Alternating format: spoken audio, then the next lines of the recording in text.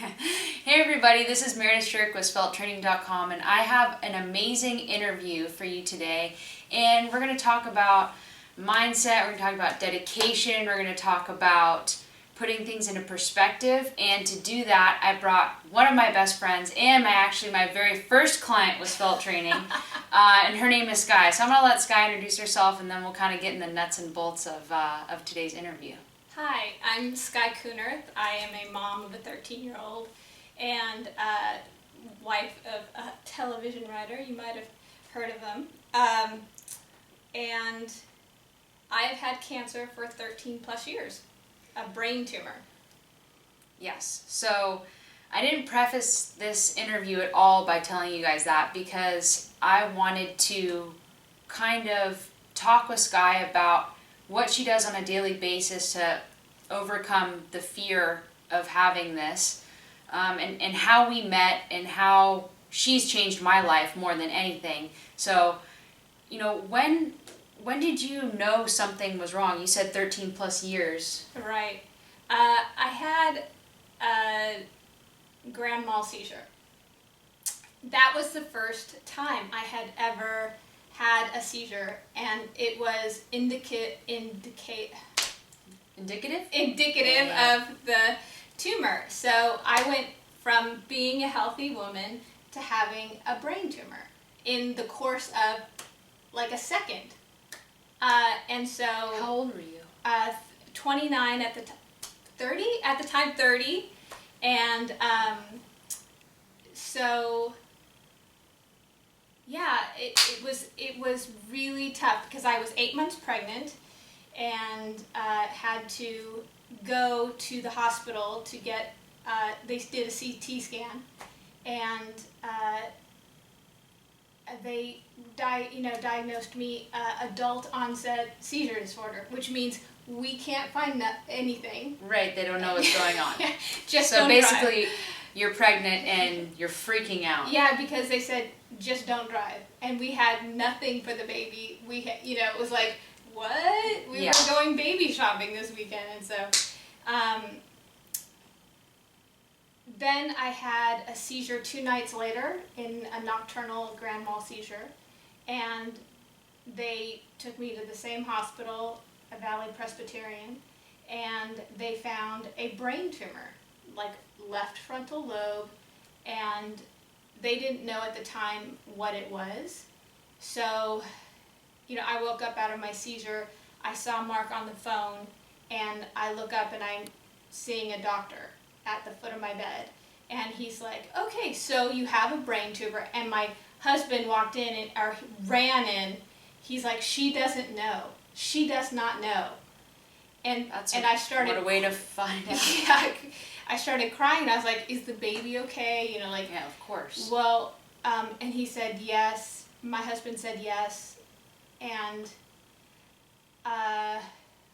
so we were transferred to my hospital where we were going to have the baby in Tarzana, and we had to be put in the high-risk ward for 6 weeks. 6 weeks you were actually just in you had to be bedridden? Yeah. Wow. And it's the best thing that ever happened in my marriage because we were in this little, 8x8 room, and... Yeah, nothing like being pregnant and having a brain tumor to put everything into perspective. So, it was as if we had built our own little code. And we spent the next 6 weeks we named my tumor Bobby, and it was like, go away, Bobby. We were writing on the nurses. Well, her husband's a comedy writer, and she was a comedy writer, so you could only imagine by putting them in a room and writing comedy about a tumor named Bobby. And the interesting thing was, we were doing trivia for the Friends trivia game, so that's what we had to do. So, anyway, I just want to stop you just for a second. So, when you're talking about being in a small room, you have a brain tumor, right. You're pregnant, you cannot leave, and you actually are trying to make the best out of it. So, because I know that a lot of people would be there and just completely shut down, probably go into depression, and have all of these just crazy thoughts going through your head, which I'm sure you did. Yeah. However, humor was the way I kept my spirits up. So I had my husband, and he can make me laugh at any point. And he kept me laughing, and I kept laughing. And so I always credit humor with keeping my spirits up. it's just a really good example of how you can kind of reframe your mind Yeah. around certain situations where the floor seems to be falling out underneath you, but you just grab onto one thing that actually makes you feel good and pushes you forward, because in that situation you could have gone the opposite way, Right. you know, but you chose not to. You chose to kind of find something that made you laugh. I made you will happy. say I'm a very optimistic person to a fault, and my husband, the realist, I call him a pessimist. So does my husband. I'm just real. I don't know what that's all about. So I believe that I kept our spirits up, and he just had to go along with me, because I knew no other way. Yeah. So 6 weeks later, we had the baby. She's a beautiful 13-year-old girl now. And 7 days later, I had brain surgery. So,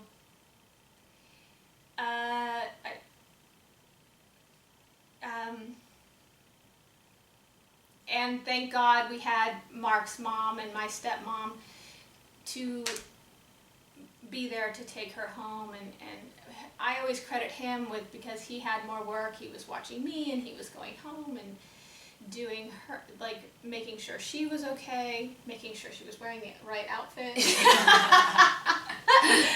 It's a tough situation. So Yeah. you went from having the baby almost immediately to surgery. Right. And then how long was your recovery? Well, it has a stutter step in that my doctor, my brain surgeon at the time was, we didn't know, we thought he was at a conference in Baltimore, and his nurse called us and said he is going to come in, and we thought, that's great news. He wants to deliver the great news all by himself. Gotcha. So we went in thinking it was good news, and when we heard grade 4 glioblastoma, because we had done so much research on it, we fell to the ground and hit our knees, and they said, don't expect, here, I can't remember what they said, but it was like, you should get everything done now, because you're not going to see your daughter walk. And I said, I was very depressed at the time, and I Sure. have never denied that. Right. Well, it comes to a certain point where Yeah. things happen, and you are a human. Yeah. The thing here, Yeah. up here, has so much influence over everything, and Yeah. so, you had every right to feel that way at that time. And I compare it to the stages of grief.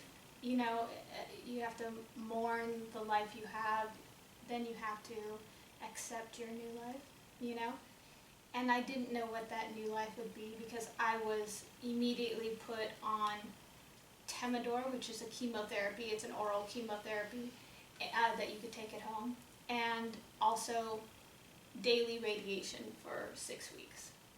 And that really takes it out of you. I haven't done radiation since. Right. So I got very skinny, very weak. I couldn't even stay awake for Ashlyn's, or my child's feeding. And and we had to get like a baby nurse, and that was great. Because she made her laugh, and that's the thing I remember about the baby nurse. And so at that point,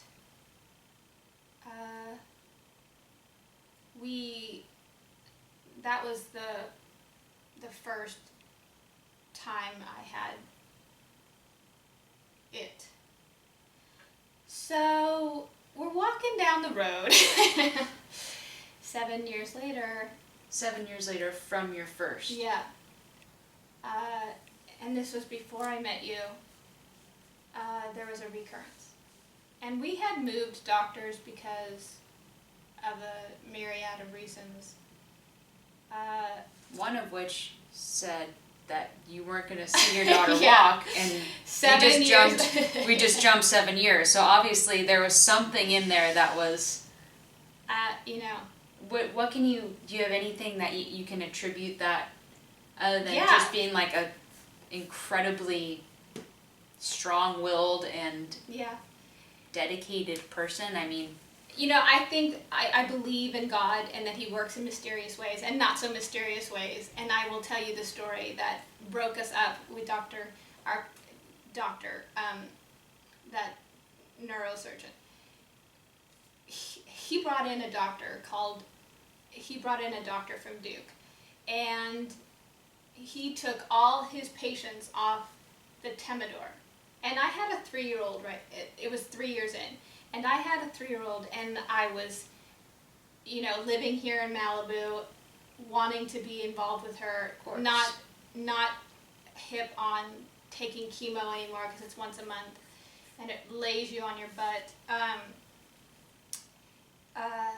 So we were off, and we were excited, and then I was working as a writer, and I got the call from the doctor. He never called, and he's very, distinguished, and saved my life, and he said, I want you back on Temidor.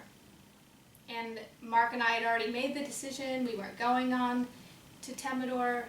because it was so destructive. So destructive. And so we decided we were going to get others' opinion, and in the meantime we would go back on Temidor. Then I called his nurse and said, I want to be put back on Temidor. And she said, he can't put you back on Temidor. He's a neurosurgeon. He's not a neuro-oncologist. And so we took that as a sign that God didn't want us on Temidor anymore. And I'm not a Jesus freak, but I do believe that there is a universal power that's trying to send you messages. Totally. So there are signs, yeah. And also just signs and like a gut feeling. Yeah, that gut feeling, your intuition, Yeah, it's like, I never ignore it. Usually it's pretty spot on, and when it's not, it's something stupid. Yeah. It doesn't matter. So we sent our scans to 3 doctors, one at Duke, one at UCSF, and one at UCLA, and we chose the UCLA doctor after meeting with all 3, because he said, I don't want to put you on chemotherapy if I don't have to, and he understood life because he was also a father. Yeah. So he understood being a parent, having a 3-year-old, and right. We found that to be, inspiring. Of course. So 4 years later, So now, how many years after the first occurrence are we? 7. Now we're at the 7-year Yeah. mark. Okay. 7 years, and it never gets less devastating. 7 years, and you get so, I get nervous before my scans and my MRI scans, and they were, every 4 months we had gone up, and then the next one was going to be every 6 months, so I was very much looking forward to that. And here comes Dr. Klausy, he's my doctor now at UCLA, has been forever, and he says, we see something on the MRI. And I just start to bawl because I know what it is. Right. And, sorry. No. Uh, so it's something, and of course we tell Ashlyn, that's my daughter, and she accepts it, you know, is so good about it. That's gotta be tough, is being like a strong parent, but also having something that you cannot control, Yeah. and you can't control the way she feels about it. So it's just this area of vulnerability for both of you. Right. And it makes it, I bet, incredibly tough to be that kind of mentor when you feel beaten. Yeah. So we asked Dr. Klausy who he would recommend for a surgeon, and he said, you know what? Dr. Berger up at UCSF is an excellent surgeon. And so we went up to UCSF, he said, I can handle this. We had the surgery, and I woke up not being able to talk. Like, so you're laying in bed, you want to talk, but you can't. And I can form my thoughts, and I know what I want to say. But you I can't say it. You could write, though? No. Wow. I Wow. wrote, Gosh. this is, I know. So Again, So yes, scary. so scary, right? Again, approach it with humor, because I was sitting watching the, they had a really bad storm in, I can't remember where, and they were doing a telethon for it, and Muhammad Ali wrote the best poem, and it was read by Chris Rock. And so I gotta get myself a Chris Rock, I said.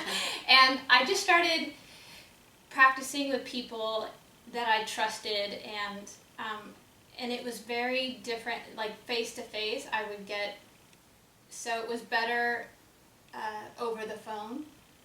Right, because you think that they're looking at you trying to like formulate words, and you get self-conscious. Yes. So I had like a gaggle of friends that just wanted to talk to me, and I'd get very tired, and Oh, of course. and so they would let me go, and eventually I regained my speech, you know. Wow. Scarier was So scary. was on Easter Sunday after my surgery, my second surgery. Thursday night, I had a brain bleed, and what brain bleeds do for me is it presents itself as I can't talk. So it was a reoccurrence of that, not being able to talk.